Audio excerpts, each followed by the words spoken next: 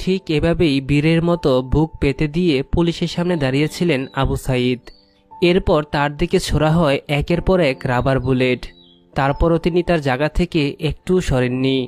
এক পর্যায়ে আবু সাঈদ কষ্ট সইতে না পেরে মাটিতে বসে পড়েন। যে দৃশ্যটা দেখে সারা বাংলাদেশের মানুষ কেঁদেছেন। মাটিতে বসে পড়ার পর আবু সাঈদকে সবাই মিলে হাসপাতালে নিয়ে যায়। পরে চিকিৎসক তাকে মৃত বলে ঘোষণা করেন। যখন আবু সাঈদের পরিবার খবরটি পান, তখন পরিবারের সবাই কান্নায় ভেঙে পড়েন। শুধু পরিবার নয়, আবু সাঈদের জন্য সারা দেশের মানুষ কাঁদছে। গত মঙ্গলবার রাত 2টার দিকে আবু সাঈদের মরদেহ তার গ্রামের বাড়িতে এসে পৌঁছায়। মরদেহ গ্রামে পৌঁছালে সেখানে এক হৃদয় বিদারক দৃশ্যের অবতারণা হয়। শোক আর কান্নায় এলাকার পরিবেশ ভারী হয়ে যায়। সেখানে তার জন্য অপেক্ষা করছিল শত শত মানুষ। আবু সাঈদের বাবা মকবুল হোসেন পেশায় একজন দিনমজুর। টাকার অভাবে কোনো ছেলে মেয়েকে লেখাপড়া করাতে পারেননি তিনি। আবু সাঈদ ছোট থেকে ছিল অত্যন্ত মেধাবী। 9 ভাই বোনের মধ্যে সবার ছোট ছিল আবু সাঈদ।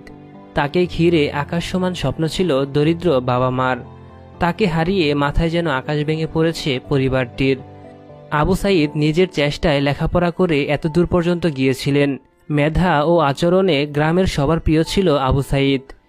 ছোট থেকেই আবু সাঈদ ছিলেন অত্যন্ত মেধাবী। তার ব্যবহারের প্রতি সবাই মুগ্ধ ছিল। তিনি স্থানীয় জুনুদের পাড়া সরকারি প্রাথমিক বিদ্যালয় থেকে 5ম শ্রেণীতে ট্যালেন্ট ফুলে বৃত্তি লাভ করেন। পরে এলাকার খালাসপীর দ্বিমুখী উচ্চ বিদ্যালয় থেকে গোল্ডেন জিপিএ 5 পেয়ে এসএসসি পাশ করেন। এরপর রংপুর সরকারি কলেজ থেকেও এইচএসসিতে জিপিএ 5 পেয়ে উত্তীর্ণ হন। পরে বেগম রোকেয়া বিশ্ববিদ্যালয়ে ইংরাজি বিভাগে ভর্তি হন আবু সাঈদ।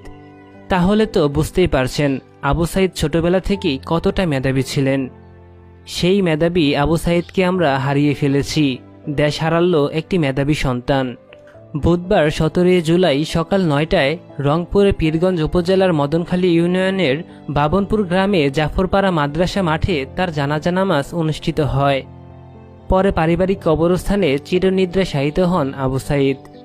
পরিবারের অনেক আশা ছিল ছেলে লেখাপড়া শেষ করে চাকরি করে তাদের অভাবের সংসারকে আলোকিত করবে, কিন্তু তাদের সংসারকে অন্ধকার করে দিয়ে না ফেরার দেশে চলে গেলেন আবু সাঈদ। আবু সাঈদকে হারানোর যন্ত্রণা তার পরিবার কখনো ভুলতে পারবে না, আর দেশের মানুষও আবু সাঈদকে কখনো ভুলবে না। আবু সাঈদ বেঁচে থাকবেন মানুষের হৃদয়ে সারা জীবন।